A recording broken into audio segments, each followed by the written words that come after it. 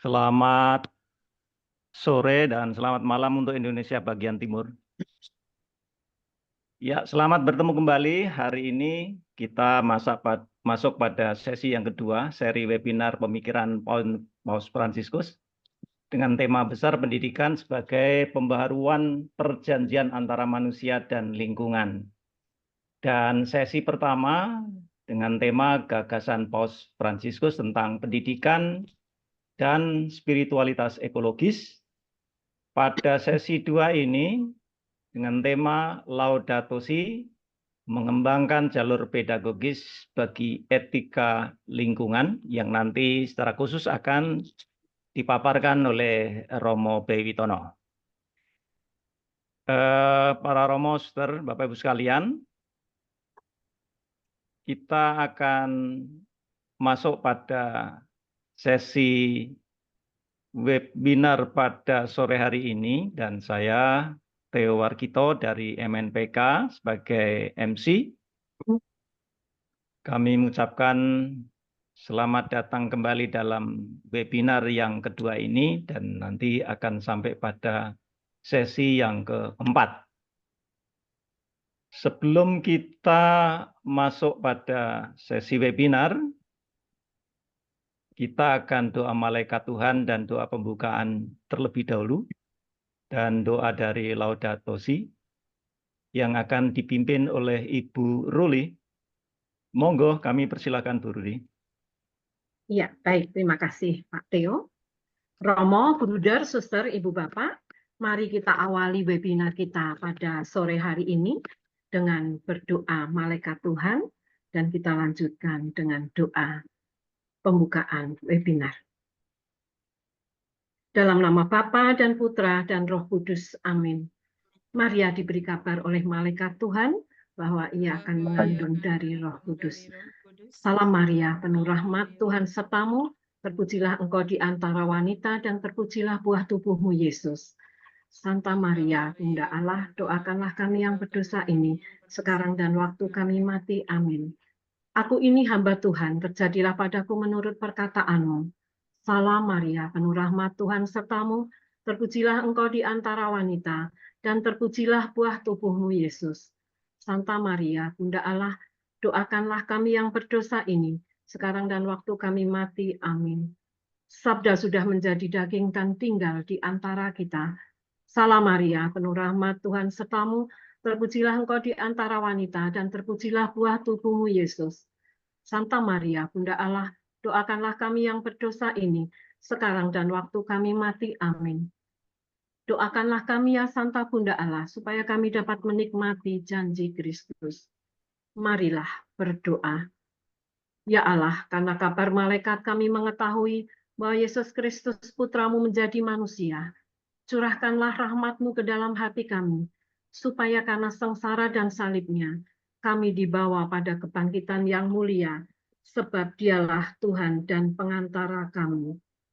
Amin. Terima kasih. Kita lanjutkan dengan doa Laudato Si. Oke, langsung. Allah Pencipta, bantulah kami melihat kehadiran-Mu dalam wajah semua teman yang berkumpul dalam lingkaran Laudato Si kami ini. Bantulah kami agar bersama dan melalui mereka kami mengalami suatu pembaharuan harapan dan kepercayaan di tengah perjuangan kami untuk kesejahteraan umum dan penyembuhan bumi yang terluka ini.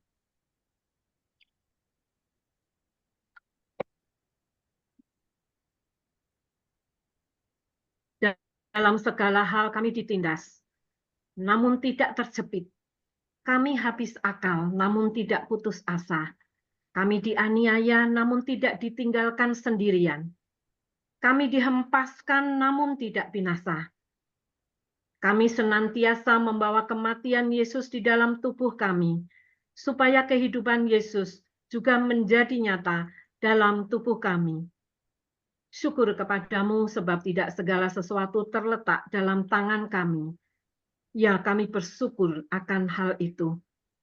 Kami percaya akan pemeliharaan ilahi-Mu dan kami mohon agar Engkau memberkati lingkaran Laudato Si kami ini, agar selalu dapat menjadi saksi kasih dan persahabatan-Mu.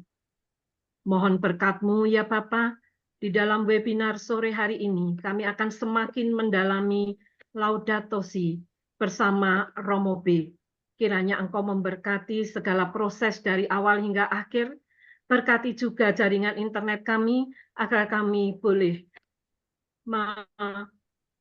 mendengarkan, belajar bersama Romo B dengan jaringan yang lancar. Ini semua kami mohon dengan perantaraan Yesus Tuhan dan pengantara kami. Mohon berkat dari Romo Darmin. Tuhan bersamamu. Dan bersama. Semoga seluruh kegiatan kita pada webinar sesi kedua ini selalu dilindungi, dibimbing, dan diberkati oleh Allah yang Maha Kuasa, Bapa dan Roh Kudus. Selamat malam. Terima kasih Romo. Saya kembalikan Pak Theo. Ya, terima kasih Bu Ruli yang telah memimpin doa kita pada sore hari ini. Sebelum kita masuk pada sesi Romo BI nanti yang akan dipandu oleh Mas Lili, mohon Pater Darmin untuk memberikan sapaan kepada para peserta. Waktu kami silakan Pater Darmin, walaupun tadi sinyalnya agak sedikit bergoyang. Baik, Pak Teo, apa suara saya terdengar? Iya, Pater, dengar. Oke, baik. Terima kasih Pak Teo sebagai MC pada webinar kita sore ini. Saya ingin menyapa kita semua, saudara-saudari sebangsa setanah air yang terdidik, terkasih, dan terhormat. Salam sejahtera untuk kita semua. Bapak, Ibu, saudara-saudari, para suster, bruder, frater, dan siapa saja yang mengikuti webinar ini, saya mengucapkan limpah terima kasih. Dan tentu saja secara khusus, sahabat saya, rekan saya, teman saya, Romo B yang di tengah segala kesibukannya masih meluangkan waktu, pikiran, gagasan, dan terutama hatinya untuk bersama kita sore ini mendalami Laudato Si dari perspektif pendidikan dan etika lingkungan. Kita berharap bahwa dengan sharing, refleksi, dan juga input masukan dari Romo B, kita semakin yakin bahwa bumi ini kalau ditindaki dengan prinsip-prinsip etika moral, maka kita mampu mempromosikan lingkungan hidup yang semakin sehat dan bahagia berkelanjutan. Karena itu saya ucapkan limpah terima kasih untuk kita semua yang hadir dan secara khusus Romo B, selamat berwebinar sore ini, dan saya yakin semuanya ini akan membawa berkat bagi kita. Terima kasih, salam kasih persaudaraan, ut omnes unum sin. Terima kasih, Pater. Sekarang Pater sudah kelihatan segar dan selamat melanjutkan perjalanan dari Labuan Bajo. Semoga cuaca semoga baik. Baik. Selamat jalan. Selamat jalan, selamat melanjutkan. Ya. Baik, para Romo, Suster, Bapak Ibu sekalian, kita akan masuk pada sesi webinar Laudato Si mengembangkan jalur pedagogis bagi etika lingkungan yang akan dipandu oleh salah satu moderator yang cukup aktif di dalam lembaga pendidikan Katolik. Beliau adalah Mas Siprianus Lili Krismantoro Putro, atau kita sering memanggil beliau Mas Lili. orang asli Jogja dan sekarang juga sedang berada di Jogja. Beliau masih muda dan aktif menulis, juga hampir sama dengan Romo Bey, aktif di dalam setiap aktivitas di lembaga pendidikan Katolik kita. Beliau merupakan sekretaris atau Secretary of the Pastoral Development Unit for Society and Advocacy of Semarang Archdiocese. Nah, beliau sebetulnya merupakan seorang lulusan sosial atau sospol ya, ilmu sospol dari UGM. Dan beliau saat ini banyak sekali pendidikan formal dan informalnya. Saya tidak bisa membaca karena ada 6 lembar. Saya cukup sampaikan bahwa beliau seorang yang sangat aktif di beberapa lembaga ataupun organisasi yang bergerak dalam sosial, yaitu Mas Lili Krismantoro Putro, untuk waktu selanjutnya dan sepenuhnya untuk memandu acara atau sesi yang akan disampaikan oleh Romo Bey. Kami persilahkan Mas Lili. Baik, terima kasih sekali Pak Theo. Selamat malam Romo, selamat malam Pak Theo, dan selamat malam Romo, Suster, Bapak Ibu semuanya. Kita bersyukur kita bisa bertemu lagi pada malam hari ini. Jadi saya dari Jogja. Tadi kalau namanya bahasa Inggris agak susah. Kami di Keuskupan Agung Semarang ada unit pengembangan pastoral kemasyarakatan dan advokasi. Itu lembaga mitra dari Komisi AK, Komisi KPKC, dan Komisi Kerasulan Awam atau PK3 begitu. Dan saya kebetulan menjabat sekretaris di situ. Dan kalau di Laudato Si Indonesia, saya kebetulan menjadi koordinator dari teman-teman, begitu Pak Theo. Baik, selamat malam Bapak Ibu semuanya. Selamat malam Romo. Sore hari ini kita akan bersama-sama berdiskusi Bapak Ibu bersama dengan Romo Bey. Nah, sebelum beliau menyampaikan paparan beliau, saya akan menyampaikan kepada Bapak Ibu semuanya CV beliau. Jadi kalau saya cuma 6 lembar, CV beliau itu berapa ya Romo ya? CV beliau 28 lembar, jadi saya belum ada apa-apanya. Baik. Ya, ini adalah beliau, Romo Demus Bey Witono. Dengan S1-nya ada berapa itu? 4. Kemudian beliau juga master, kemudian sedang kandidat doktor. Kemudian beliau ini lahir di Jakarta 31 Juli 1973. Selamat ulang tahun Romo. Terima kasih, terima kasih. Baru saja ini. Kemudian Romo saat ini menjabat sebagai Direktur Perkumpulan Strada, tetapi sebelum itu Romo sudah sejak lama terlibat aktif di begitu banyak lembaga pendidikan Yesuit, mulai dari ketika frater, kemudian menjadi pembina di Nabire, di Kolese Minister, di Kolese Lecoq, Armanville, kemudian beliau tersiar di Ateneo de Manila, kemudian kembali lagi ke Nabire, kemudian beliau ke Jakarta tahun 2013 sampai 2019, menjabat sebagai Direktur Civita Youth Camp, salah satu pusat pendampingan kaum muda yang strategis dan legendaris itu di Indonesia. Kemudian 2020 sampai 2023 beliau menjadi pengurus MPK Keuskupan Agung Jakarta, dan saat ini beliau menjadi Direktur Perkumpulan Strada, kemudian Sekretaris Pengurus Yayasan Sanggar Pratiwi, kemudian anggota tim ad hoc Canisius Training Center di Gunung Putri, kemudian juga ex officio sebagai pembina Ikatan Alumni Siswa-Siswi Perkumpulan Strada.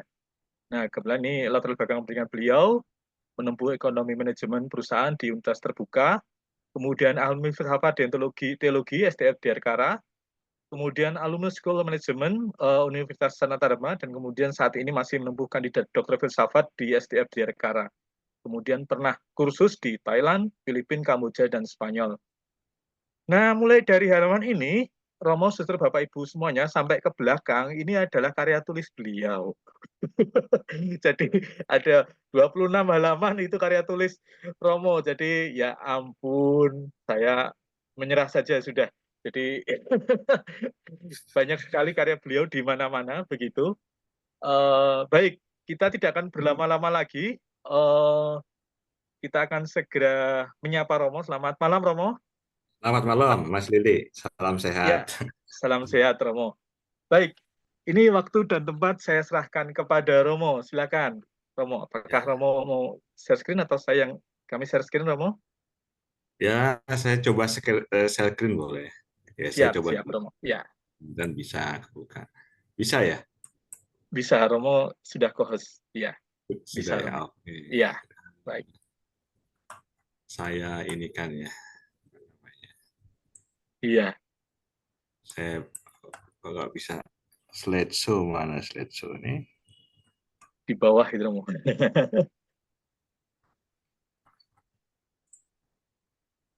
Nggak kelihatan slideshow ya. Ya, di bawah itu, Romo. Di bawah mana? Sini ya? Iya. Oh iya ini. Ya.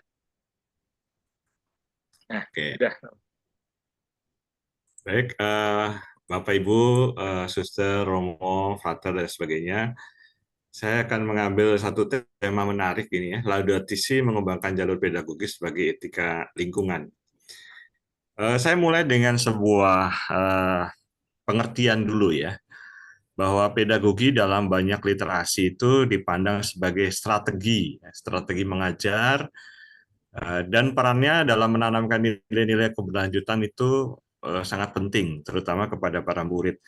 Mengapa ini saya pakai ya? Karena berdasarkan Laudato Si artikel 213 itu sangat jelas bahwa pendidikan untuk peduli lingkungan itu perlu ditanamkan sejak dini, sejak kanak-kanak ya sampai remaja, kemudian pastinya sampai dewasa setelah itu. Sehingga butuh strategi memang. Nah, di perkumpulan strada atau di sekolah-sekolah yang lain kan ada taman kanak-kanak atau pendidikan PAUD ya, kemudian ada SD, SMP, SMA, SMK. Saya kira ini menjadi ladang yang subur ya, menanamkan semangat cinta lingkungan ya. Karena ini sangat mendesak Bapak Ibu semua. Jadi untuk merusak lautan itu sejak tahun 1950 sampai sekarang itu kerusakannya melampaui dari separuh lautan itu udah rusak ya. Karena apa? Karena eksploitasi, karena limbah, karena macam-macam begitu ya. Penangkapan ikan secara besar-besaran. Dan itu menyedihkan ya. Hanya dalam waktu sekitar 50 sampai 70 tahun bumi kita ini mengalami kerusakan yang sangat parah. Bahkan banyak negara memberikan sumbangan sampah plastik misalnya ke laut kita. Itu angkanya volumenya besar sekali. Saya kira supaya itu bisa dicegah semuanya ya saya kira yang namanya etika lingkungan itu sangat penting supaya kesadaran bersama itu menjadi gerakan ya. Kemudian pengintegrasian etika lingkungan dalam kurikulum untuk menciptakan generasi yang peduli terhadap lingkungan ini suatu hal yang sangat mendesak. Kalau kemarin kalau dari papernya Romo Martin Harun itu sangat jelas ya bahwa kerusakan-kerusakan yang terjadi di lingkungan itu memang ya satu sisi mengiris-iris hati kita, perasaan kita, karena kita hidup dan tinggal di bumi yang sama. Tetapi di sisi yang lain kan kita punya relasi dengan alam ya, dengan lingkungan. Ya apalagi kalau Paus Fransiskus berkaca pada spiritualitas Fransiskus Assisi ya, bagaimana harmoni dengan lingkungan, dengan alam ya, itu sangat penting dan sangat diperhatikan ya. Bagaimana kosmologi kita ya dari alam ya, lautan, hutan, belantara dan sebagainya itu menjadi saudara kita, menjadi saudari kita yang layak untuk dijaga, untuk dilestarikan dan sebagainya. Tetapi untuk ke sana kan butuh strategi. Ya, maka sejak dini anak-anak itu sudah dilatih ya lewat kurikulum bagaimana mencintai ibu bumi, mencintai alam, mencintai lingkungan. Dengan demikian semua tatanan itu bisa dijaga dengan baik berdasarkan apa ya campur tangan manusia yang sebetulnya sudah dibekali hati nuraninya atau suara hatinya untuk menjadi peduli dengan lingkungan. Nah, istilah etika sendiri kan sangat terkait dengan ini ya, moralitas ya, atau itu sebenarnya bagian dari filsafat ya, yang mau tanda petik menilai ya baik buruknya, dan juga bagaimana kita memperhatikan lingkungan kita itu secara etis, apakah ini bisa dipertanggungjawabkan atau tidak. Dan itu butuh pengetahuan yang memadai. Ya, pernah kan Tuhan Yesus mengatakan di kayu salib itu, Bapa ampunilah mereka sebab mereka tidak tahu apa yang mereka perbuat. Nah, jangan sampai itu terjadi. Gitu. Kita mesti memahami bahwa kita tinggal di bumi yang sama, dipijak di rumah kita bersama ini. Bagaimana dengan pengetahuan dasariah kita, bagaimana kita menjaga itu semua, yang secara etis bisa kita pertanggungjawabkan. Apa yang kita makan, apa yang kita minum, apa yang kita hasilkan dari lingkungan alam kita, ya mudah-mudahan itu tidak merusak alam kita. Karena apa? Karena kita dibekali oleh pendidikan lingkungan yang baik. Kemudian tantangan ya, bicara tantangan saat ini itu yang saya kira tidak mudah ya. Polusi udara, darat, air itu sebagai ancaman serius terhadap kehidupan. Ya, dalam 50-70 tahun terakhir ini memang luar biasa ya. Pasca Perang Dunia Kedua itu eksploitasi terhadap alam itu memang luar biasa mengerikan ya. Akibatnya apa? Banyak kerusakan di sana sini. Ya, hutan ditebang, kemudian juga penambangan liar, kemudian juga sampah ada di mana-mana, kemudian limbah udara ya, udara karbon monoksida macam-macam begitu, sehingga orang tidak lagi bisa bernapas dengan lega karena ionnya itu tidak lagi bersahabat dengan kita ya, seperti itu. Maka Paus Fransiskus menyoroti pentingnya menjaga bumi dalam ensiklik Laudato Si ini ya. Bagaimana Paus Fransiskus kita ini Paus yang luar biasa ini, sangat detail. Kalau kita membaca seluruh dokumennya itu kan sangat detail ya. Misalnya mematikan keran air ya, jangan buang-buang air sembarangan atau jangan membuang sampah ini dan sebagainya. Itu sangat detail. Biasanya kalau Paus mengeluarkan ensiklik kan lebih ke tataran konsep atau tataran berdasarkan dokumen-dokumen gereja sebelumnya dan sangat teoritis. Tapi kali ini sangat apa ya? Bisa dilakukan ya, sangat praktis begitu ya, sangat praktis karena memang instruksinya itu sangat jelas supaya kita semua umat Allah, bukan hanya Katolik sebetulnya suara Laudato Si ini, tapi untuk semua orang yang tinggal di bumi ini itu bagaimana punya tanggung jawab yang sama dalam menjaga lingkungan. Itu menurut saya Paus Fransiskus dengan Laudato Si-nya ini keren banget lah, kalau bahasa gaulnya keren abis begitu ya. Karena apa? Karena tahta suci memperhatikan sampai sedetail ini. Karena apa? Selain itu juga ada urgensi yang mendesak ya. Karena kalau enggak susah gitu. Saya masih ingat waktu masih tugas pastoral sebagai frater di Bloki itu ada acara gerakan peduli sampah di Senayan begitu ya. Kemudian ada tagline bagus sekali itu. Kalau tidak ada tong sampah, kantongi aja gitu. Itu tagline yang menurut saya sangat menarik, yang dibuat oleh pastinya orang muda lah pada waktu itu. Artinya orang tidak tergoda membuang di jalan atau di lapangan atau apa. Ya udah dikantongi aja dulu sampai nanti ketemu tempat sampah. Nah, tempat sampah pun sekarang kan mestinya ada yang organik, anorganik, plastik atau apa, itu jelas ya. Mana yang bisa diuraikan, mana yang tidak bisa diuraikan dan sebagainya. Saya kira aura peduli lingkungan hidup itu sebetulnya sebelum Laudato Si sudah ada itu gerakan-gerakan. Saya kira Sagi 2005 itu sidang agung gereja waktu itu juga sempat menyinggung isu-isu tentang lingkungan. Apalagi Fransiskan ya, itu sangat jelas sekali visi misinya terkait dengan lingkungan hidup. Saya kira poin-poin ini untuk menjawab tantangan ya, tantangan lingkungan hidup yang saat ini makin memprihatinkan begitu. Kemudian ensiklik Laudato Si juga melihat signifikansi dan tema untuk utama ensiklik tentang kata perlindungan alam ini sangat digariskan oleh Paus Fransiskus. Perlindungan alam. Ya, bahkan kalau di dalam dokumen Serikat Yesus itu ada UAP itu ya. Rumah kita bersama itu bumi itu ya perlu kita lindungi. Ya, kita bisa tantum kuantum, menggunakan sejauh perlu saja. Ya. Tapi kan yang terjadi adalah kemarin itu di tulisannya Romo Martin Harun juga disinggung kata keserakahan ya, orang yang ingin mengambil dan sebagainya, tanpa mempedulikan generasi seterusnya atau mungkin lingkungannya, sesamanya, yang mengakibatkan hutan tidak lagi atau bumi ini tidak lagi terlindungi dengan baik. Maka pendidikan itu lewat kurikulum, lewat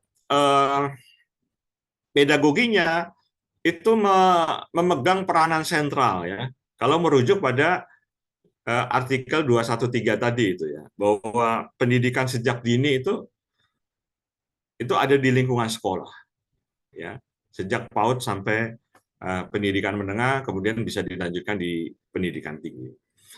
Kemudian juga hubungan antara kerusakan lingkungan dan krisis sosial dengan fokus pada solidaritas global. Itu dibahas itu. Bahwa kita hidup bukan hanya untuk diri kita sendiri. Ya. Misalnya kalau kita makan sampai ada yang tersisa ya. Kalau yang tersisa itu dikumpulkan, itu angkanya jadi banyak sekali. Yang sebetulnya bisa digunakan untuk orang yang membutuhkan, yang mungkin kesulitan dalam hal mencari makan begitu ya. Artinya hal-hal seperti itu kan menjadi bentuk solidaritas global. Sederhanalah, ketika kita membuang sampah pada tempatnya, atau ketika kita menjaga atau menggunakan limbah-limbah yang menjadi limbah rumah tangga dengan kreativitasnya, kita jadikan alat apa, kemudian tempat apa dan sebagainya, dengan kreativitas kita ikut melindungi alam. Karena begitu alam itu menerima plastik, menerima benda-benda yang tidak bisa diuraikan, sebetulnya bumi itu terasa sakit karena mereka kedatangan barang-barang asing. Tetapi kalau barang gunakan ya, misalnya saya terkesan di beberapa sekolah itu minyak jelantah bisa jadi sabun begitu. Itu kan juga salah satu bentuk perlindungan. Plastik-plastik dikumpulkan bisa jadi kursi.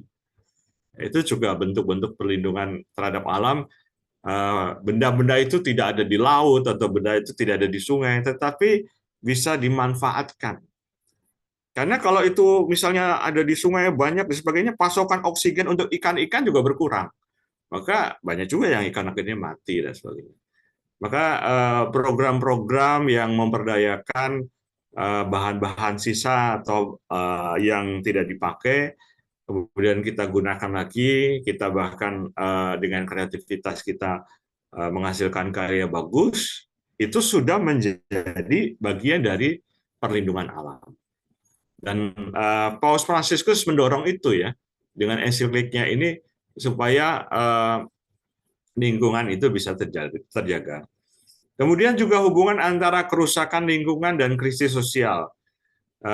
Itu ya, krisis sosial ini penting ya, karena individualisme, konsumerisme, hedonisme, dan sebagainya ya, itu membuat orang bisa jadi antisosial, asosial, tidak ada kepedulian, dan sebagainya. Nah ini bisa menimbulkan juga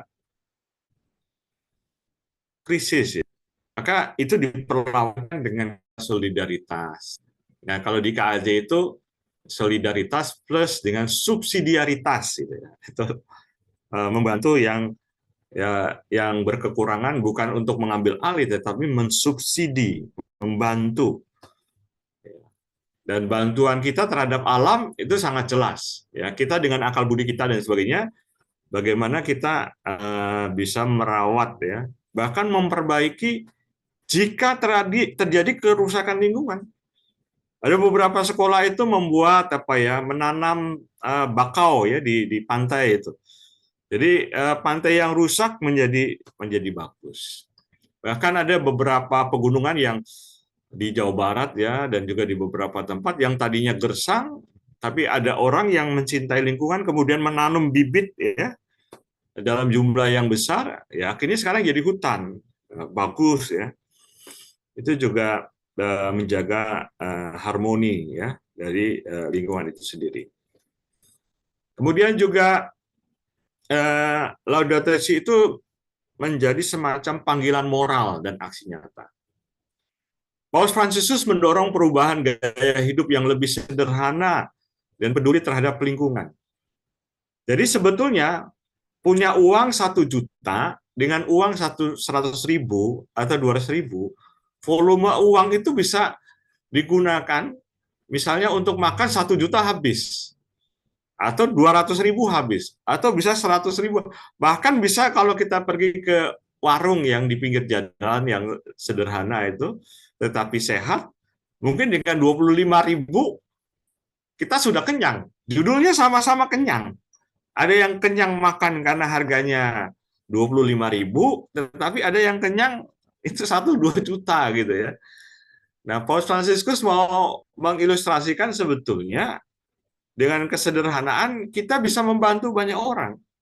Misalnya saya dengan memakai dana sekian, saldo sisanya atau lebihnya atau bahkan kekurangannya, kalau si janda miskin memberi dari kekurangannya, dia bisa berbagi dengan orang lain. Ya. Jadi saya kira perubahan gaya hidup yang lebih sederhana sebetulnya punya semangat solidaritas. Ya, bagaimana kita kemudian peduli dengan lingkungan dan sebagainya. Ya, menyisihkan uang tabungan untuk membeli pohon misalnya, kemudian menanamnya. Kemudian juga ada ya satu kelompok mahasiswa saya pernah tahu itu mereka mengumpulkan uang untuk membeli burung-burung di pasar burung kemudian dilepas ya. Hanya saja kalau mahasiswanya nggak tahu, disekep di mobil ya burungnya bisa mati. Tapi kalau dia tahu caranya, dibuka ya burung-burung itu bisa terbang bebas ya. Karena apa? Itu mempengaruhi ekosistem juga. Karena seperti kupu-kupu, burung bisa menaruh biji-biji sehingga muncul tunas, tumbuhan, tapi juga ada burung yang kecil yang bisa membantu proses penyerbukan, itu juga bisa terjadi. Ya. Artinya dana tidak semuanya untuk dirinya, tetapi juga bisa untuk membantu merawat bumi. Kemudian peran penting etika lingkungan dalam menjaga keberlanjutan alam. Ya, bicara tentang etika lingkungan itu sangat erat dengan tanda petik moralitas bangsa, moralitas orang-orang yang mendiami bumi itu sendiri. Kalau kita nggak peduli itu ya bisa saja kita bisa membanjiri sungai-sungai atau apa macam-macam dengan limbah rumah tangga, bahkan kalau pengusaha itu bisa limbah yang berat ya, di sungai dan sebagainya tanpa memperhatikan AMDAL, analisis mengenai dampak lingkungan dan sebagainya. Tetapi dengan adanya etika lingkungan itu ada kesadaran bersama, bukan hanya di skop lokal, tapi juga nasional bahkan global. Ya, bagaimana bumi ini dirawat bersama secara etis gitu. Jadi tahu takarannya, tidak dieksploitasi tanpa memikirkan keberlanjutannya. Itu kan bahaya sekali, ya bahaya sekali. Kemudian pendekatan pendidikan, cinta lingkungan penting untuk dikenalkan sejak dini dalam komunitas pendidikan. Ya. Ini yang sangat erat tadi dengan artikel 213 itu ya. Diperkenalkan sejak dini. Kalau itu terjadi, ya, orang mulai kalau mau membuang sampah atau misalnya kita berada di suatu lokasi, ya kita tergoda untuk membersihkan, membereskan. Beberapa potret ya, anak-anak muda turun ke sungai, ambilin sampah, kemudian bersihkan sungai, atau ada anak-anak yang membuat ekoenzim. Ya, kemudian ketika panen ekoenzim ditaruh di danau-danau atau telaga yang tercemar sehingga telaga itu menjadi pulih lagi ekosistemnya, semacam-macam itu. Itu diperkenalkan sejak dini. Ya, menanam ini yang dari biji, ini yang dari stek, ini yang dari cangkokan, ini dari apa macam-macam. Ya kadang-kadang saya tuh pernah mengajak anak-anak muda pergi ke daerah mana itu dekat Bogor, mereka belajar menanam padi, kemudian ikut nyuci apa memandikan kerbau, kemudian apa tuh melihat ikut panen kangkung dan sebagainya. Ternyata itu sangat menarik karena sebelumnya belum pernah. Pernah juga ada siswa-siswi yang dikirim live in di KPTT Salatiga ya. Mereka belajar tentang hewan ternak, lingkungan, tanaman dan sebagainya. Itu menarik sekali ya. Jadi kemudian peserta didik jadi paham, oh asal buah itu dari sini, oh daging itu ternyata bisa diolah dengan begini, oh pupuk kandang itu dibuat dari misalnya kotoran sapi dan sebagainya diolah sedemikian rupa sehingga menjadi pupuk ya. Jadi hal-hal seperti itu kan kalau diketahui peserta didik itu akan sangat membantu ya. Sehingga ketika mereka tergoda untuk merusak lingkungan, dia ingat pengalaman waktu di sekolah. Enggak, di sekolah dulu kami diajarkan etika lingkungan. Kami diajari untuk merawat bumi. Sekarang saya jadi pejabat atau pengusaha, saya akan menjaga lingkungan. Nah, ini kan produk pendidikan yang bagus. Dia ingat waktu sekolah ya. Saya masih ingat karena guru saya itu namanya Pak David Darwin Noron itu kadang-kadang pergi ke sawah itu di dekat SD Serada Kampung Sawah. Saya lihat beliau ikut macul dan sebagainya. Wah, itu bagi kami anak-anak sekolah waktu itu menginspirasi. Ya memang kebetulan guru kami itu punya ladang sawah ya, sehingga kami bisa lihat dan sebagainya. Waktu SMP kepala sekolah kami juga lulusan sekolah pertanian di Ambarawa ya.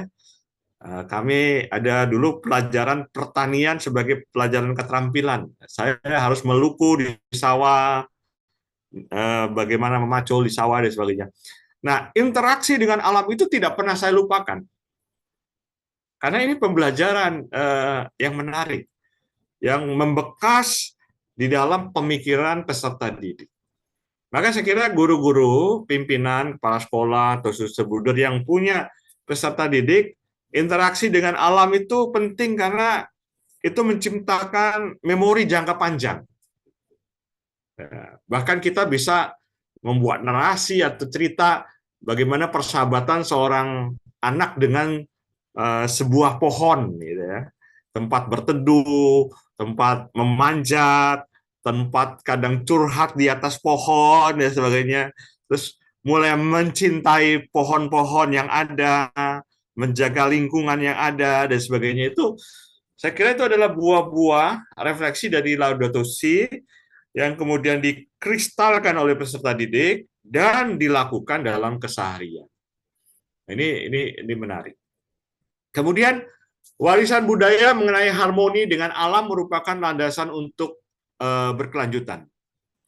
Jadi kalau budaya terkait dengan tradisi, menjaga lingkungan dan dengan baik itu sangat sangat menarik kan. Kalau kita pergi di kampung-kampung, di desa-desa, itu ada semacam ritualnya, ritual panen, ritual mulai bercocok tanam, kemudian mendoakan lingkungan dan sebagainya itu supaya panennya berhasil. Itu kan interaksi manusia dengan alam, tetapi secara transenden juga menghadirkan Tuhan. Ya, menghadirkan Tuhan supaya kosmologi ini, lingkungan ini tetap terjaga dengan baik. Ya. Dan kalau itu adalah warisan budaya, ya itu menarik sekali. Ya. Karena lingkungan harmoni itu akan terjadi. Kalau kita naik gunung lah ya, ada suara burung berkicau, ada desiran angin, kemudian ada sentuhan pohon-pohon yang kita jumpai di sepanjang perjalanan. Kalau itu dikenakan pada hati kita, pada perasaan kita, maka itu akan beresonansi, menciptakan kegembiraan, penyembuhan, bahkan luka batin ya, karena alam itu kan juga turut menyembuhkan.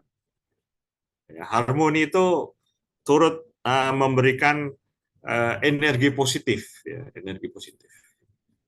Dan ini hal yang menarik.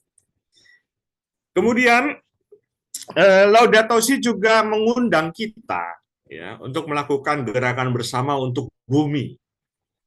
Ya, kolaborasi global dalam merawat lingkungan untuk kebaikan bersama. Jadi bukan hanya dari Sabang sampai Merauke, tapi dari kutub utara, kutub selatan, dari ujung garis Greenwich itu ya, titik nol busur sampai kembali lagi ke 360 derajat, itu perlu berkolaborasi secara global, peduli dengan lingkungan. Ini yang perlu dijaga, Bapak Ibu semuanya.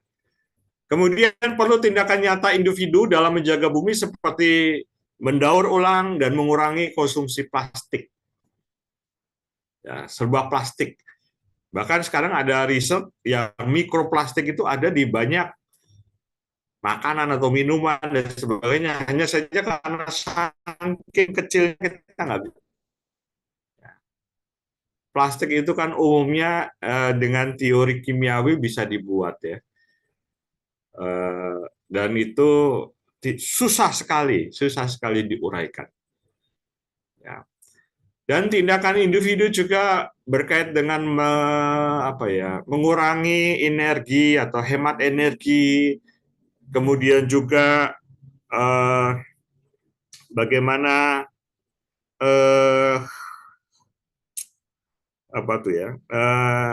dalam mengkonsumsi ya, entah itu benda atau makanan atau apa, itu kita perlu tahu batas gitu. Kalau kita punya tas satu ya sudahlah cukup satu, nggak harus 5, 6, 7, 10 yang sebenarnya itu kan dari bahan-bahan macam-macam yang bisa jadi ada penawaran, ada permintaan, sehingga pabrikasi itu meningkat, sehingga bahan-bahan baku ya bisa dieksploitasi tadi, diambil dan sebagainya karena permintaan pasar tinggi. Tapi kalau nggak ada permintaan, sebenarnya kan eksploitasi itu tidak perlu terjadi. Contoh sederhana lah, kalau semakin orang sedikit menggunakan kertas, maka pohon-pohon penghasil kertas itu tidak akan ditebang kemungkinannya, karena dia akan tumbuh dengan lebih rimbun gitu ya. Tapi kalau permintaannya tinggi ya banyak pohon kemudian ditebang. Dan itu alam pasti menjadi rusak. Kemudian juga diperlukan kolaborasi rohani dalam memahami dan merawat ciptaan Tuhan. Butuh spiritualitas, Bapak Ibu, saudara-saudari. Olah rohani. Tuhan menciptakan seluruh isi bumi dan semuanya. Kalau kita baca Kejadian, sebetulnya menguasai apa yang di Tuhan ciptakan itu bukan berarti kita mengeksploitasi. Dalam arti kita diberikan kepercayaan untuk menjaganya, menggunakan sejauh perlu, dan bisa merawatnya dengan sebaik-baiknya. Untuk apa? Untuk keberlangsungan hidup manusia, hewan, tumbuh-tumbuhan, dan lain sebagainya. Karena kalau enggak, ya tadi, kutub utara mencair esnya, kutub selatan juga, kemudian pemanasan global, kemudian air laut naik, ya, dan itu akan menimbulkan problem. Ya. Beberapa negara di Asia Pasifik sudah ketar-ketir ini. Karena bisa jadi pulau-pulau mereka itu akan hilang karena apa? Permukaan laut naik. Dan itu tidak ada begitu saja, ada penyebabnya. Penyebabnya ya tadi bumi semakin panas dan sebagainya ya karena limbah-limbah yang kita hasilkan begitu. Dan itu perlu dilakukan bukan oleh satu orang, dua orang, tetapi bersama-sama. Kalau kita punya DNA, spiritualitas yang kurang lebih sama, punya resonansi yang sama, apapun agamanya, tapi spiritualitasnya kurang lebih sama untuk mencintai lingkungan, saya kira ini menjadi energi positif dalam melakukan gerakan bersama ya untuk bumi ini, untuk lingkungan. Kemudian juga peran komunitas iman dalam menginspirasi aksi nyata menjaga lingkungan ya.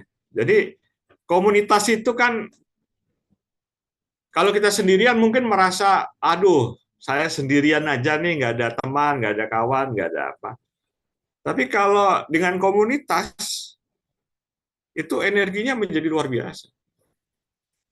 Nah, saya pernah menyaksikan murid-murid itu dalam jumlah besar mengangkut sampah-sampah di pantai, ya kami sebut pantai Maf ya, yang ada di Nabire. Itu karena semangat tinggi ya dalam waktu singkat sampah-sampah di pantai itu bersih. Nah, sampah plastik, sampah macam-macam bersih. Karena apa? Karena dilakukan oleh komunitas bersama-sama. Tapi kalau melakukannya sendiri mungkin 2 hari, 3 hari nggak selesai. Ya. Dan ini menjadi nyata ya, kalau ada komunitas-komunitas peduli lingkungan yang ada di sekolah-sekolah dan sebagainya. Kalau bisa, sekolah-sekolah kalau misalnya tanahnya agak luas, mungkin kelas 1 atau kelas 2 atau kelas apa di tingkat SMP, SLTA, dia punya kapling-kapling tanah yang bisa ditanam, disiram, apa sehingga menghasilkan tumbuhan, atau bisa juga piara ikan, dan sebagainya. Itu membangun cinta lingkungan. Sekolah-sekolah, di sini ada Buruli ya, ada sekolah-sekolah adiwiyata itu ya kan, contoh ya, pemerintah dan lembaga pendidikan didorong untuk bagaimana menciptakan lingkungan yang sehat. Itu sebetulnya oleh sistem orang-orang yang ada di lingkungan itu didorong untuk menciptakan sekolah yang ramah lingkungan seperti itu. Itu upaya yang bagus sekali. Kemudian kesimpulan yang bisa saya petik ya mudah-mudahan nanti ada diskusi-diskusi ya, saya kira itu akan menarik. Etika lingkungan harus diintegrasikan. Nah, kata harus ini siapa yang mengharuskan? Ya mungkin ini panggilan jiwa kita ya.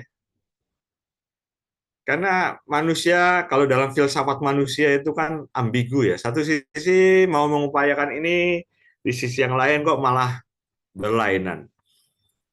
Ya, mengharuskan di sini bukan kata harus dalam arti ini ya, paksaan, tapi ini harus dalam arti ini panggilan kemendesakan.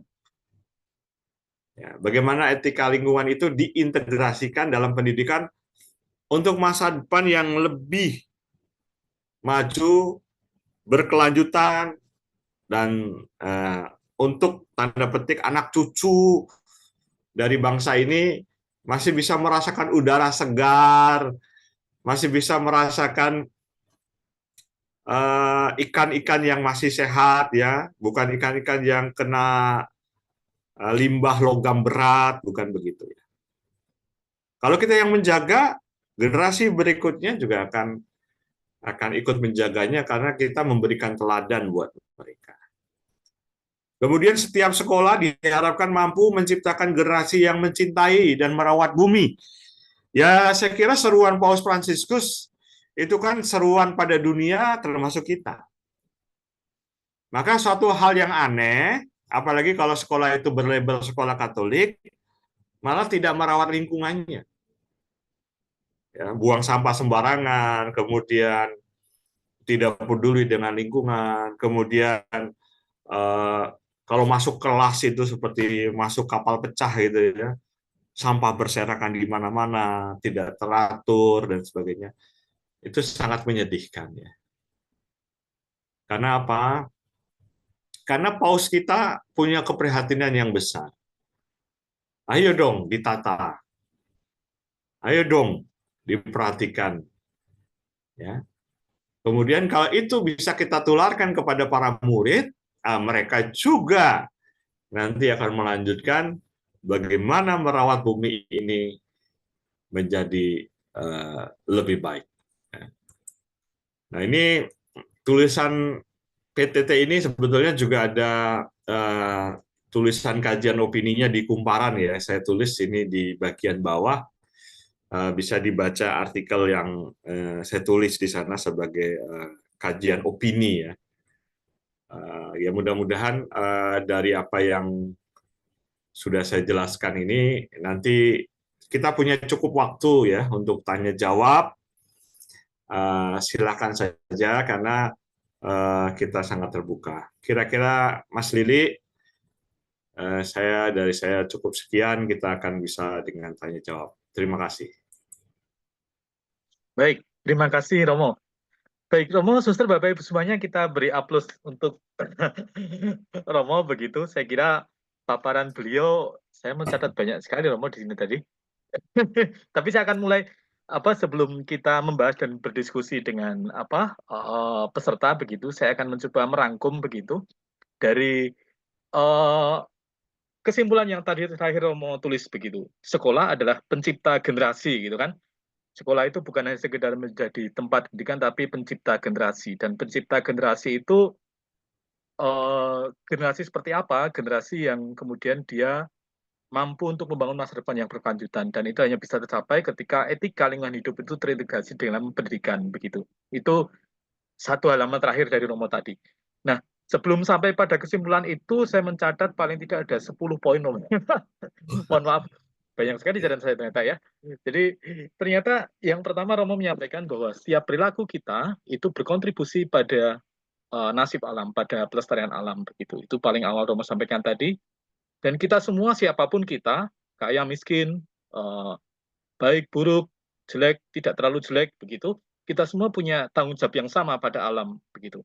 Kemudian krisis alam itu tidak terlepas, dia sangat terkait erat dengan krisis sosial begitu. Ketika realitas masyarakatnya itu dipenuhi dengan nilai-nilai yang gagal membangun solidaritas, maka alam itu juga tidak punya masa depan begitu. Jadi membangun sebuah masyarakat yang lebih kuat itu menopang kelestarian alam.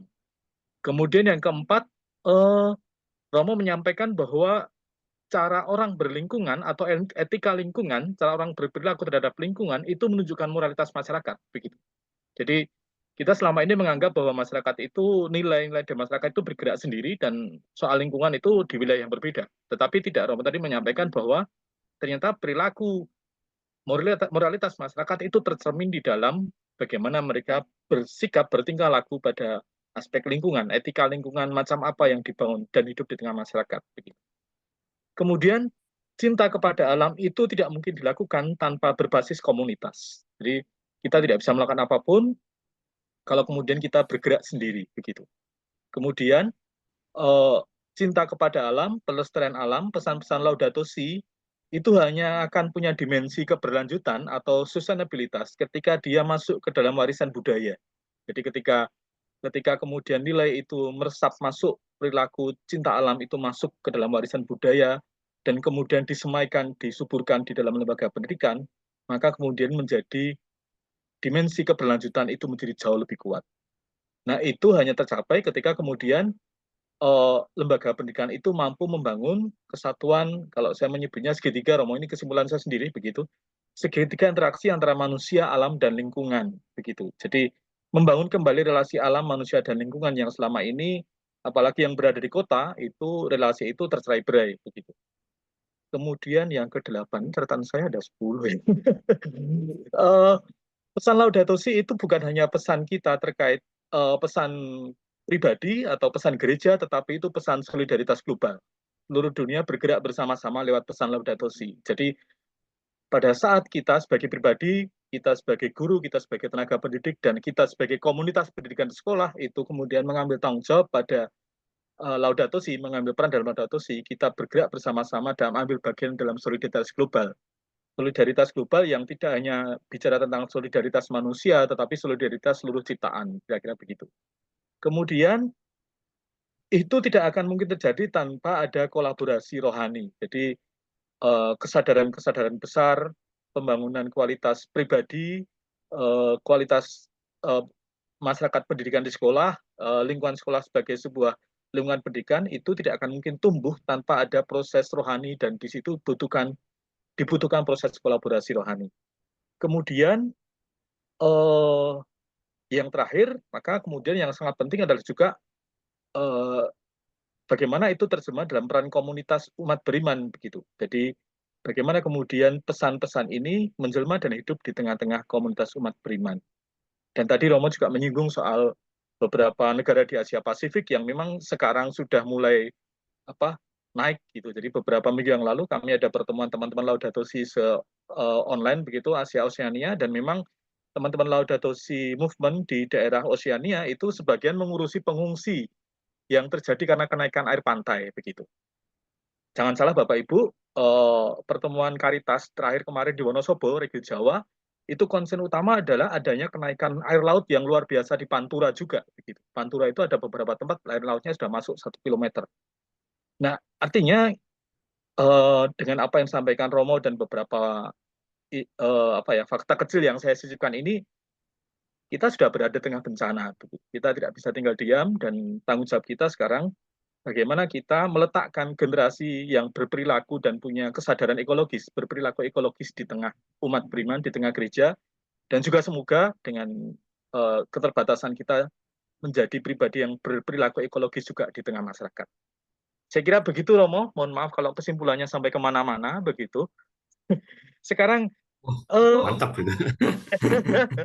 Siap Romo, ini saya mencatat banyak sekali. Baik, kita punya beberapa pertanyaan Romo. Ini untuk pertanyaan Pak Awan atau saya? Oh baik Pak Awan, terima kasih Pak Awan. Ini kita sejauh ini ada 2 pertanyaan yang masuk Romo dari Suster Vincentia di Lampung. Beliau bertanya tentang ide atau gagasan apa dari Romo untuk bisa dikembangkan di unit-unit sekolah yang lebih terjamin pelaksanaannya. Utamanya di sekolah Katolik saja dulu, karena kalau tergantung pada personal, belum tentu itu bisa terlaksana.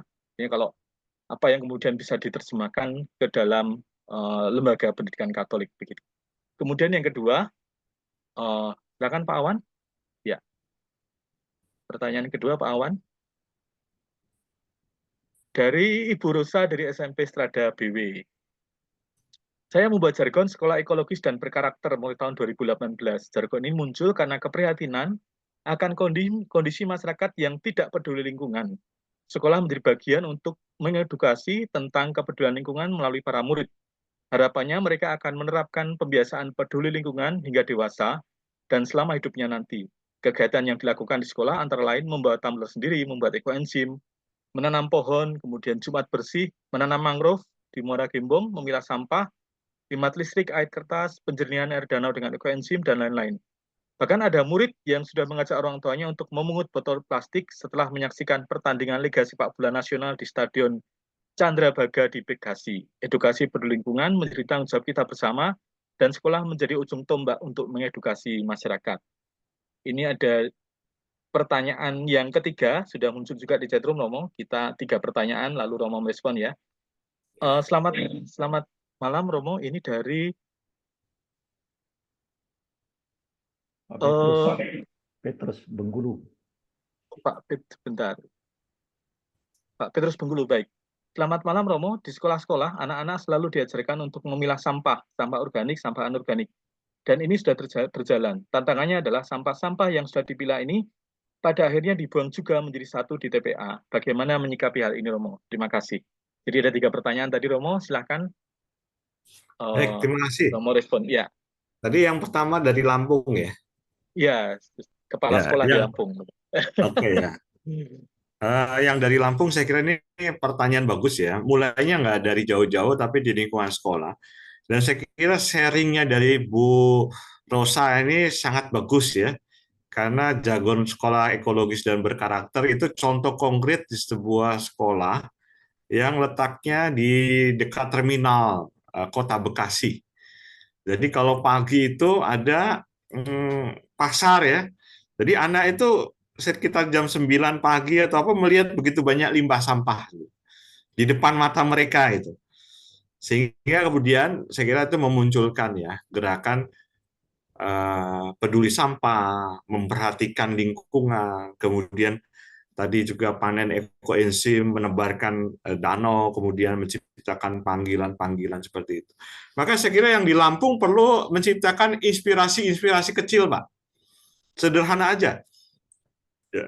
Apa yang ada di sekitarnya? Ya, misalnya di sekitarnya tadi masyarakat membuang sampah sembarangan ya. Mulailah dari sekolah. Bagaimana tidak membuang sampah sembarangan. Atau di lingkungan kok sungai ini kotor dan sebagainya. Mulailah dengan menanam ekoenzim misalnya.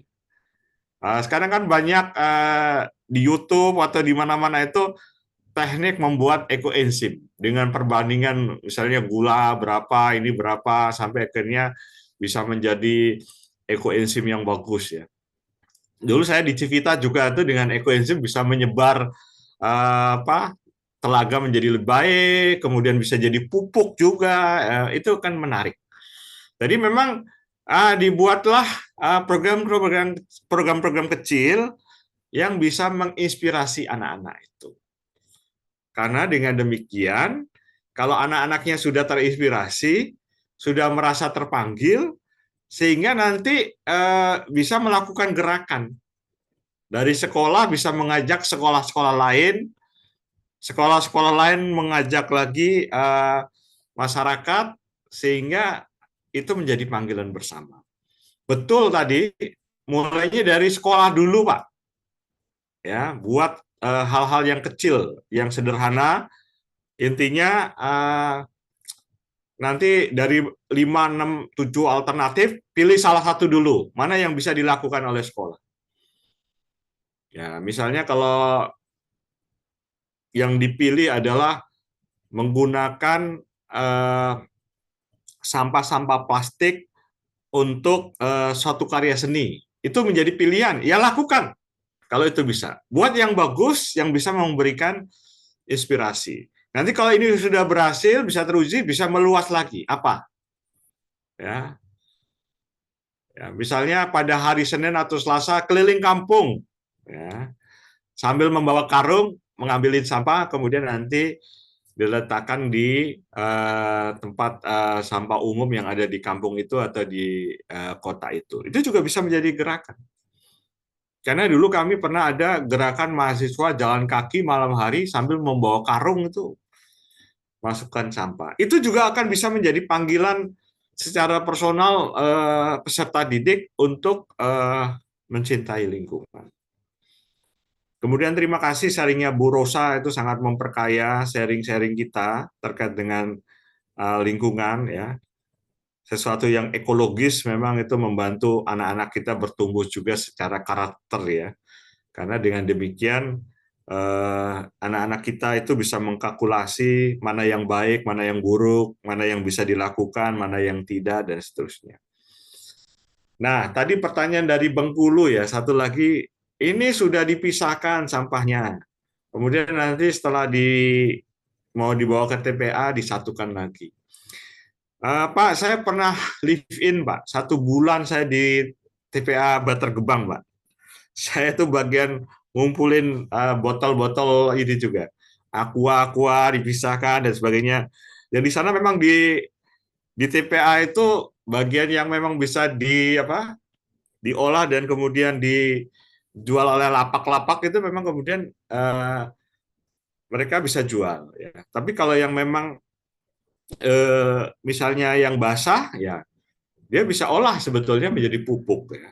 Asal tadi dimasukkan cairan pembantu yang bisa menguraikan sehingga menjadi pupuk.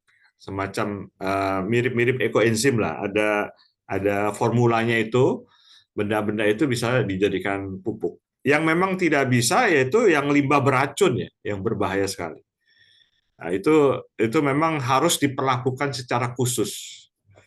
Dan itu mungkin tidak bisa ditangani oleh sekolah, ya, itu oleh pemerintah.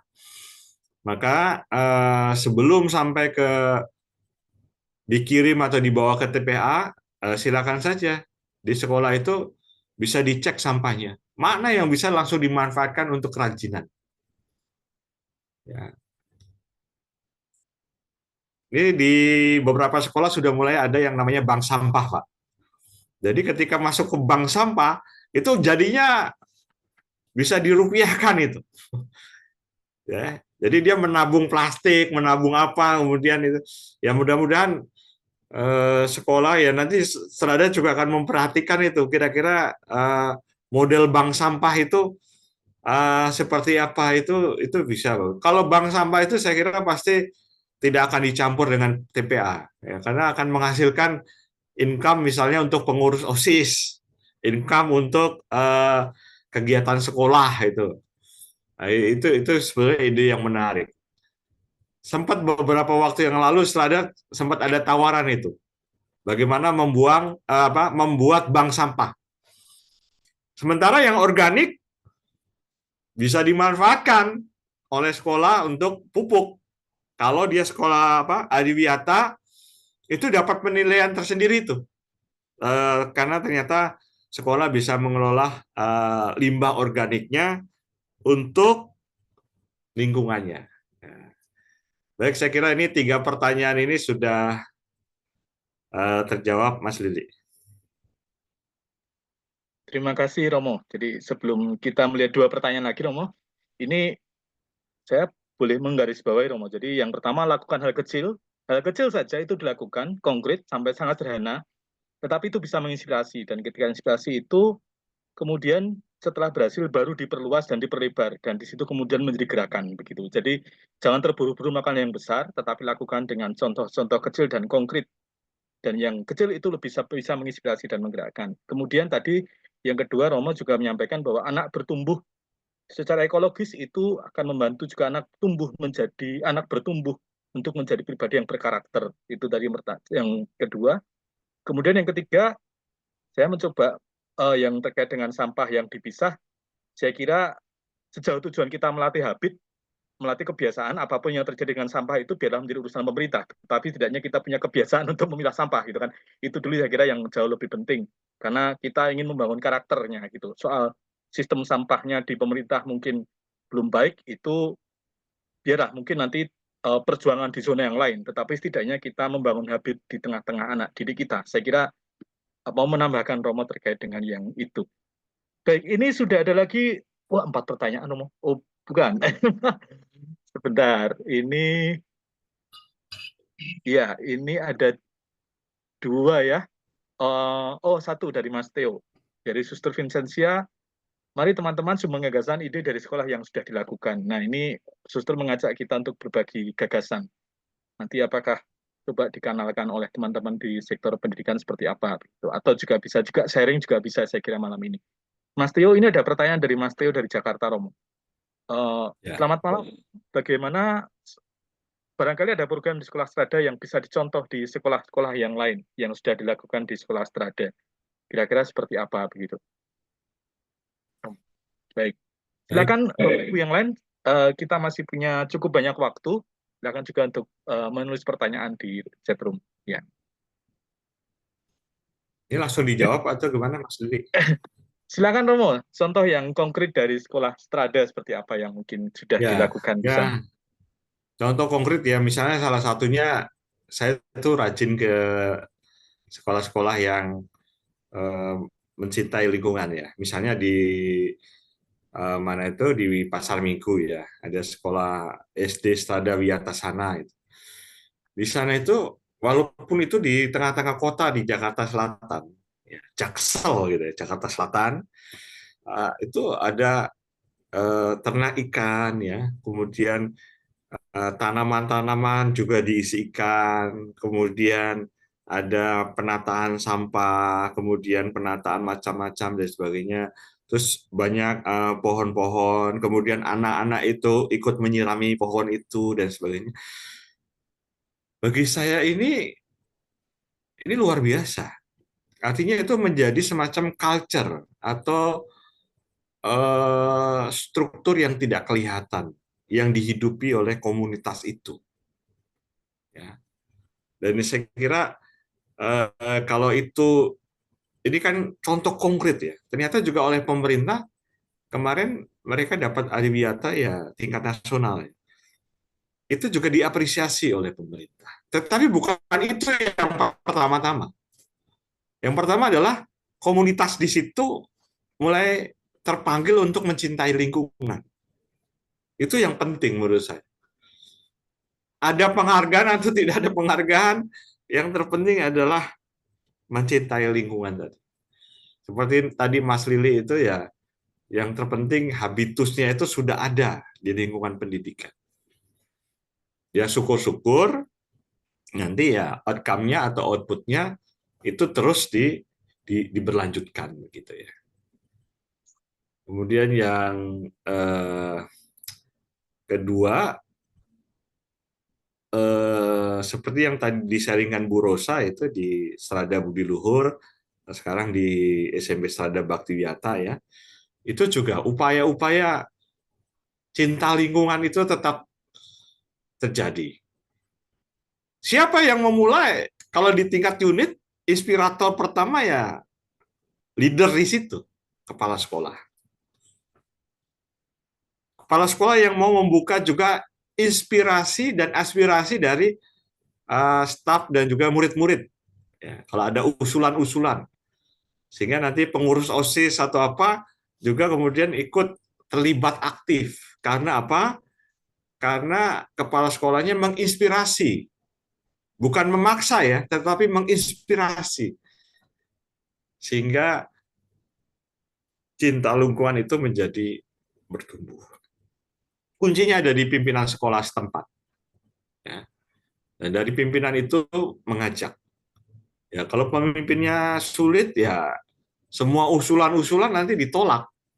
Wah, ini nggak bener nih. Ini nanti anget-anget titik-titik ayam gitu. Itu nggak bisa. Itu. Ya.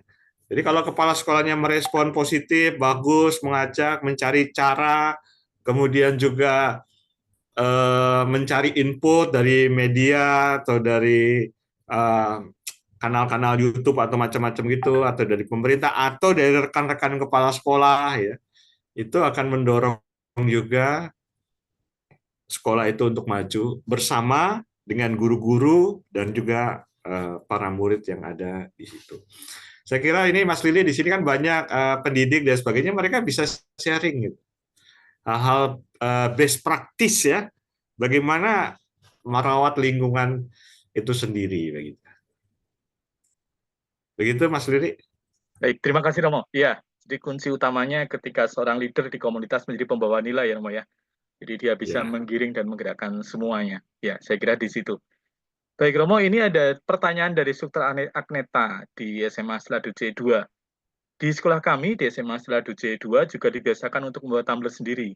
Kita semua dilarang untuk membawa minuman dengan botol kemasan. Di kantin juga tidak boleh menjual minuman dengan botol kemasan. Setiap hari Jumat menjadi Jumat bersih, anak tidak boleh membuang sampah di lingkungan sekolah. Kami juga membuat ekoenzim melarang anak membawa makanan dengan tempat styrofoam, menanam bunga dan memeliharanya. Saya kira ini sharing dari Suster Agneta, Romo. Baik, Romo, Suster, Bapak, Ibu, ya, saya kira kita punya banyak best practice ya, saya kira, dan malam ini kita juga punya ruang kalau Bapak Ibu ingin bertanya atau sharing juga dibuka begitu. Monggo kita mau disampaikan secara langsung dengan raise hand atau dengan ditulis, kami semua membuka. Nah, ini saya juga Bapak Ibu minumnya semua. pakai ini kok, pakai gelas produk dari Acme ini. Isi ulang Siap, Romo. terus ini. Siap, Romo. Baik, silakan Romo, Suster, Bapak Ibu untuk membagikan sesuatu atau mengajukan pertanyaan, dipersilahkan. Ya, malam hari ini mumpung Romo ada di tengah kita begitu. Oh, ini ada satu lagi Romo dari Pak Robertus Suka Yuliana. Ya. Saya rasa kebanyakan sekolah sudah berusaha dengan kemampuannya mengelola sampah dengan sebaik-baiknya. Sebentar. Seturut kemampuan unit sekolah yang bersangkutan. Jika memungkinkan, saya rasa perlu dilakukan kerjasama antar sekolah seperti tadi hasil dibicarakan bahwa memulai dengan satu komunitas yang lebih besar akan berdampak besar pula. Karena tadi bentar hilang tulisannya. seperti tadi hasil dibicarakan bahwa memulai dengan satu komunitas yang lebih besar akan berdampak besar pula. Karena masalah sampah sudah menjadi masalah besar dihadapi oleh semua, bahkan pemerintah pun sudah kewalahan. Menangani masalah sampah jadi jika mungkin kerjasama di beberapa sekolah akan jadi satu solusi. Baik Romo, ini dari Pak Robertus Suka Yuliana. Silakan Romo, ditanggapi Romo. Ya, saya kira memang betul ya Pak Robert ya. Maka kita perlu semacam forkom ya, forum komunikasi. Bisa di level MPK atau MNPK semacam begini. Wah, itu luar biasa itu. Kalau misalnya kita dari segi makanan lah, kita panen tempe. Belum lama ini serada panen tempe 6.000 tempe itu buat sendiri dari alam, anak-anak dari kedelai. Coba kalau misalnya seluruh Indonesia itu makan tempe bersama, wah itu kan luar biasa. Karena tempe itu makan habis itu, nggak akan ada sampahnya, ya. Karena tanpa plastik. Ya, itu contoh kepedulian bersama. Atau pada saat Hari Air Sedunia, seluruh sekolah di Katolik di Indonesia dari Sabang sampai Merauke, misalnya menggunakan air bersih secukupnya saja. Nah, kita bisa menghemat air itu selama 1 hari ini. Berapa kilometer kubik gitu air yang terhematkan. Ya, sedih sekali kalau misalnya ada orang yang susah sekali dengan air, kita buang-buang air misalnya. Apalagi itu pada saat Hari Air Sedunia seperti itu. Jadi memang bisa momen-momen kalau itu tingkat nasional, tetapi kalau misalnya tingkat lokal bisa mengajak beberapa sekolah. Misalnya dalam tingkat kelurahan atau mungkin lebih luas lagi tingkat kabupaten kota. Ya. Misalnya ada lomba kebersihan sekolah, ya, seperti itu dilakukan bersama-sama. Itu sangat bagus sebagai sebuah komunitas, ya, karena itu dampaknya akan menjadi lebih besar. Ya,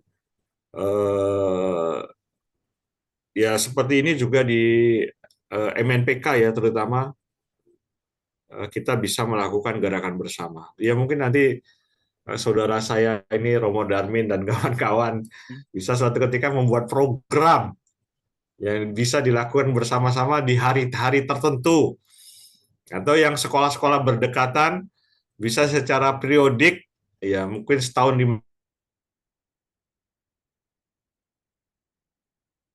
misalnya bako bersama lintas sekolah dan sebagainya. Nah, itu pernah saya lakukan tapi di Pramuka itu, karena saya dulu ikut Sakawana Bakti, jadi banyak sekolah yang masuk dalam Sakawana Bakti, kami pergi ke hutan itu untuk tanam bibit dan sebagainya. Dan itu dampaknya luar biasa. Begitu Mas Lili. Baik, terima kasih Romo. Ini ada 2 pertanyaan dari Ibu Anet Siagian, kemudian juga dari Pak Leo Jilanu dari Strada. Bu Anet ini dari Ikatan Iska Romo. Saya alumni SMP Strada Bakti Utama dari Universitas Atmajaya Jakarta. Saya ingin menanyakan apa yang harus saya lakukan dan bagaimana caranya saya memulai untuk melakukan dan menerapkan gerakan cinta lingkungan, baik di lingkungan dan juga pergaulan di kantor yang multi keyakinan dan multikultur.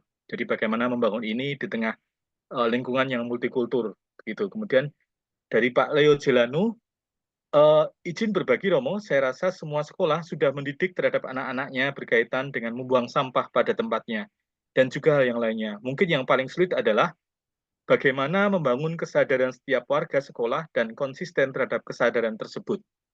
Ini 2 pertanyaan Romo. Yang pertama tentang membangun gerakan cinta lingkungan di lingkungan pergaulan dan lingkungan kerja yang multi keyakinan dan multikultur.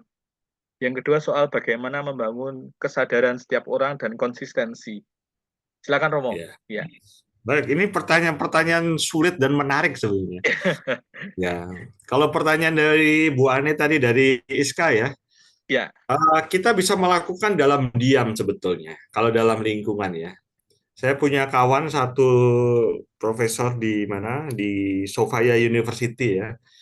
Dia melakukan dengan diam, nggak ada yang tahu bahwa dia adalah Yesuit begitu ya. Tahu ketika mau meninggal, ternyata orang ini Yesuit. Ya, tetapi kehidupannya luar biasa baik, kemudian orang tergerak untuk melakukan hal yang sama. Artinya saya mau mengatakan gini, kadang dalam hal-hal kita keseharian, itu hidup kita sudah menjadi kesaksian dari orang lain. Orang ini kalau buang sampah selalu di tempatnya, selalu ini dan sebagainya, akhirnya menciptakan buah bibir. Nah, ketika ada pertanyaan, ada dialog pembuka, itu kesempatan kita untuk sharing. Ayo dong, mari kita melakukan gerakan bersama dan sebagainya. Atau bisa juga kita bisa kalau mau agak langsung, secara tidak langsung ya, kalau ada forum-forum terbuka, kita bisa menyampaikan. Atau lewat media-media YouTube atau media sosial, atau mungkin juga lewat opini-opini yang dibaca orang lain, bisa jadi orang lain kemudian bisa mengenal kita, sehingga kita terbuka dialog dengan mereka. Ya, karena memang kata kuncinya adalah membuka dialog, itu yang tidak mudah. Karena kadang-kadang kita sudah ada semacam prejudice ya, ada perasaan atau prasangka atau apa, wah dia sombong sekali begitu, dia sok bersih, sok ini, itu bisa jadi menghambat ya. Tapi kalau kita dengan kerendahan hati, dengan cara-cara yang elegan ya, itu bisa mengundang orang untuk bertanya. Ya, contoh konkret aja itu yang diceritakan Bu Rosa tadi, ketika habis main bola di Liga Nasional di lapangan Bekasi, ada seorang murid ngambilin sampah, itu akhirnya orang lain juga akhirnya tergerak, ini ada orang kok ngambilin sampah, ya akhirnya ayo ikut, akhirnya menjadi gerakan bersama. Saya kira begitu. Tapi kalau misalnya komunikasi sudah terbangun, Bu, saya kira akan menjadi lebih cair, lebih mudah ya. Memang kata pembuka ini yang harus dicari kiat-kiat yang bagus. Kemudian yang kedua tadi masalah kesadaran dan konsistensi ya. Ya, itu saya katakan kata harus tadi itu dalam arti panggilan. Tapi kalau harus itu dalam arti hukum ya, baik benar salah, orang cenderung tidak konsisten di situ. Maka ketika orang dilarang naik motor tanpa helm misalnya, ya banyak orang tanpa helm naik motor gitu. Kadang-kadang aturan dibuat, orang kemudian ya tadi kemudian melanggar atau apa. Tapi kalau itu sebagai sebuah panggilan, nggak ada polisi atau nggak ada polisi, dia akan pakai helm. Ya, jadi ada orang atau tidak ada orang, dia akan membuang sampah pada tempatnya karena terpanggil. Maka saya kira kita perlu dengan pedagogi tertentu bagaimana gerakan lingkungan hidup itu menjadi panggilan murid dan guru-guru kita. Ya. Kadang kalau saya jalan di sebuah sekolah dan sebagainya, ada sampah ya saya ambil. Ya. Belum lama ini kan ada acara tabisan di Jogja, ada sampah jatuh saya ambil, itu mengagetkan orang lain. Wah, Romo ngambilin sampah ini, ya sudah. Tapi yang bagi saya sendiri itu adalah panggilan ya. Jadi Bapak Ibu, saudara-saudari, kalau kita sudah ada panggilan itu ya kita akan berusaha untuk konsisten dengan itu. Walaupun itu tidak mudah. Kemudian yang ketiga, ini sebenarnya saya akan sedikit komentar yang di Stella Duce ya. Kalau semua sudah dilarang, artinya sudah tidak dilakukan lagi, sebetulnya tidak ada lagi godaan. Itu agak bahaya juga itu. Ya. Justru ketika ada godaan-godaan yang melanggar, misalnya ada yang bawa plastik-plastik aqua, ayo kita kumpulkan, jadikan plastik-plastik ini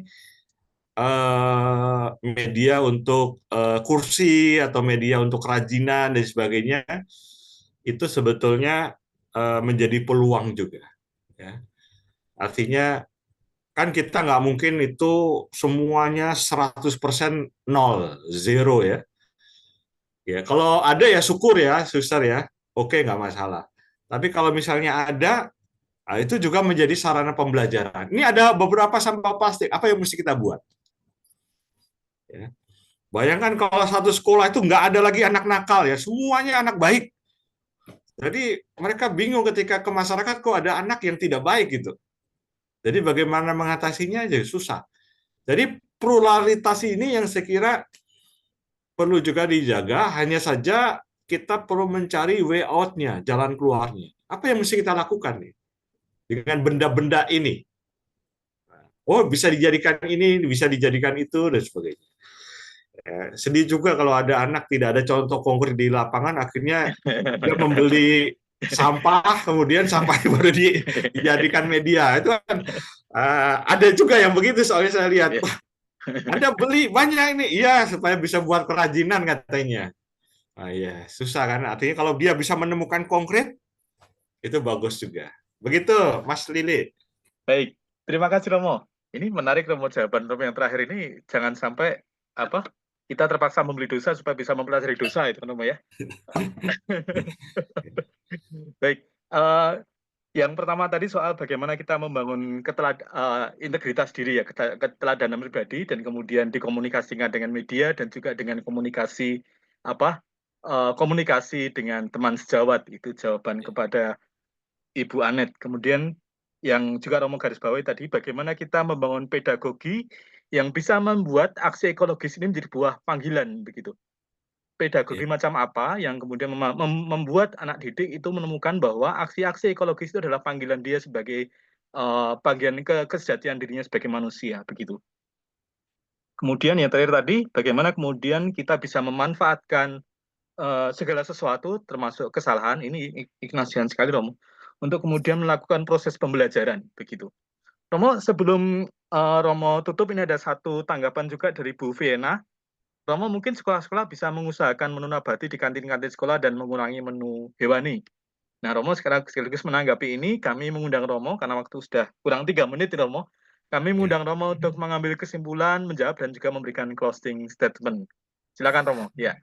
Baik, terima kasih. Ya, saya kira segala masukan dan juga pertanyaan serta juga uraian tadi, intinya Paus Fransiskus dengan Laudato Si ini mau mengajak bahwa bumi yang kita pijak bersama ini perlu kita jaga bersama, ya, dengan cara apapun yang positif kita melakukan gerakan bersama. Karena kalau kita tangani sendiri itu tidak mudah, karena ini PR besar bagi dunia, bagi masyarakat dunia, dan juga di cascading atau diturunkan ke dalam lembaga-lembaga, bahkan ke individu-individu kita untuk menjaganya.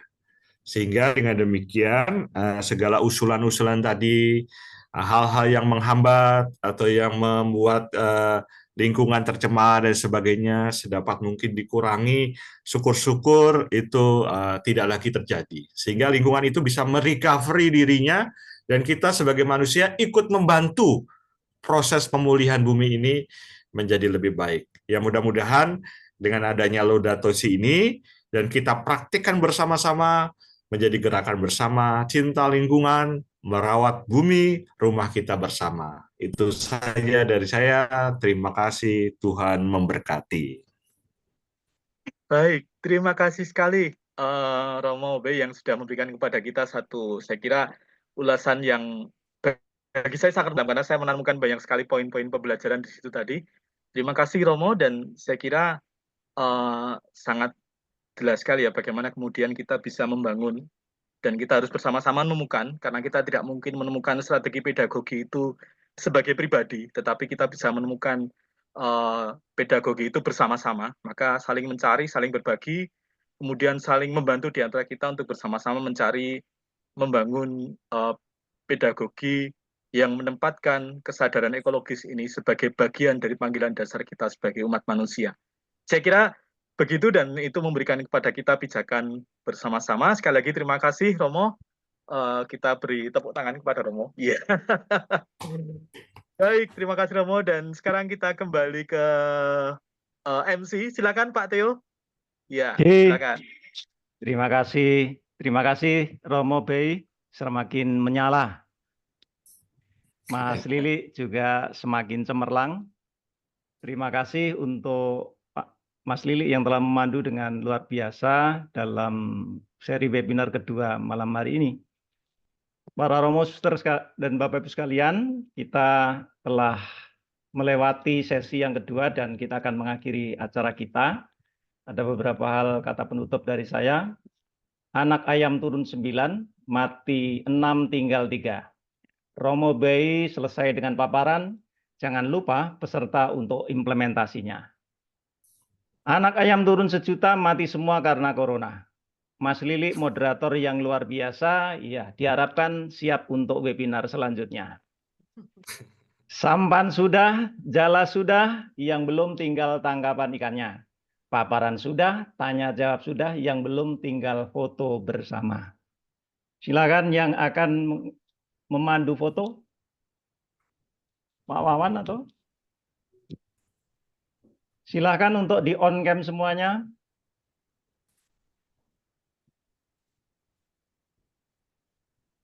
Halaman 1.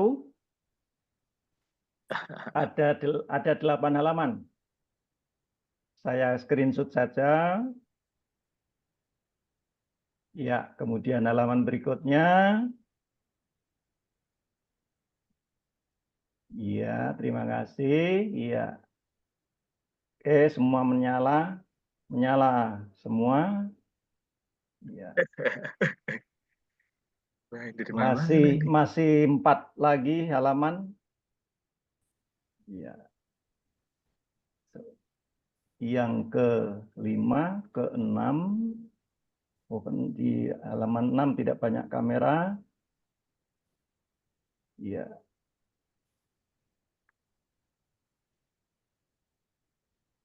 Ya. Baik. Foto sudah. Kita akan menutup dengan doa dan saya sebagai MC mengucapkan terima kasih kepada seluruh peserta. Ini banyak peserta yang satu gerombolan yang dari Strada, dari Tarakanita, dan ada beberapa dari sekolah di bawah naungan SFD. Terima kasih atas kehadirannya. Kami ucapkan sekali lagi, semoga kita bisa jumpa di sesi berikutnya. Yang di lembah datang mendaki, yang di bukit datang menurun. Demikianlah tugas saya sebagai MC. Mohon maaf jika ada kata-kata yang kurang santun. Anak Raja makan sirih, sekian saja dan terima kasih. Kami serahkan Bu Ruli untuk memimpin doa penutup. Baik, Pak Theo, luar biasa pantunnya ya. Jadi menutup dengan gembira rasanya. Baik, Romo, Bruder, Suster, Ibu, Bapak, kita tutup pertemuan webinar kita. Sebelum berdoa, sungguh luar biasa ya, bekal yang diberikan Romo B dan para peserta ya Romo. Pertanyaan sharingnya sangat luar biasa. Jadi semoga menginspirasi. Baik, mari kita bersatu dalam doa. Dalam nama Bapa dan Putra dan Roh Kudus. Amin.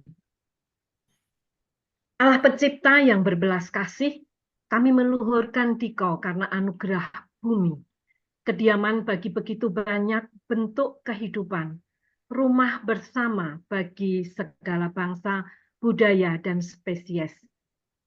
Kami telah membuatnya menjadi tempat yang tidak adil, di mana sebagian orang mengkonsumsi dan mencemari melebihi yang lain. Orang miskin menderita dampak perubahan iklim, dan banyak spesies kehilangan habitatnya.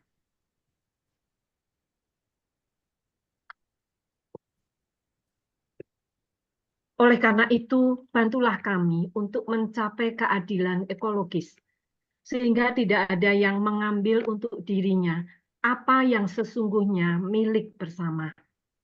Bantulah kami berbagi secara adil atas produk-produk dunia dan hidup sederhana sebagai kesaksian bahwa bumi adalah saudari dan ibu bagi semua. Tolonglah kami menghormati irama pemulihan alam, sehingga dapat menopang kehidupan semua makhluk, baik yang ada sekarang maupun yang akan datang.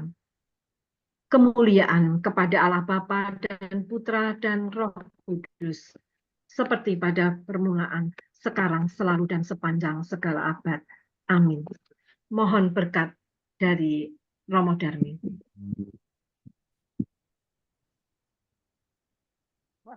Mau tanya untuk lift yang lantai 3 yang tadi kan Romo masuk. Darmin sudah tidak ada. Mungkin Romo BI saja. Romo B mohon berkat.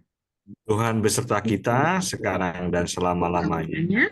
Semoga apa yang kita lakukan hari ini dalam pertemuan ini diberkati oleh Allah yang Maha Kuasa, Bapa dan Putra dan Roh Kudus. Amin. Amin. Terima kasih. Terima kasih. Terima kasih. Terima kasih. Terima kasih Romo. Terima kasih, Romo. semua. Terima kasih, Romo. Sukses. Oh, terima kasih Pak Theo.